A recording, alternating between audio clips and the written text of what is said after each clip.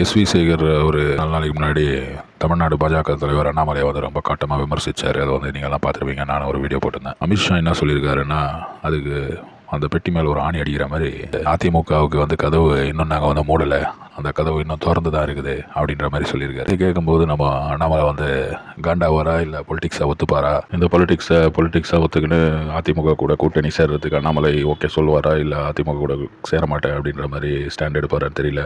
மாதிரி அண்ணாமலை வந்து அவங்கள பற்றி ரொம்ப மோசமாக விமர்சனம்லாம் பண்ணியிருந்தார் அதிமுகவை பற்றி. அதனால் அதிமுக வந்து அண்ணாமலை இருந்தாலும் பரவாயில்ல, சென்ட்ரலில் பிஜேபி கூட கூட்டணி இருந்தால் போதும் அப்படின்ட்டு இந்த பொலிட்டிக்ஸை ஒத்துப்பாங்களான்னு தெரியல. இதில் வந்து பல விஷயங்கள் நடக்கிறதுக்கான வாய்ப்புகள் இருக்குது. ஏன்னா எஸ்வி சேகர் பேசும்போதே வந்து எனக்கு அதுதான் தோணுச்சு. அதனால தான் நான் அந்த விஷயத்தை வந்து ஒரு வீடியோ பண்ணேன்.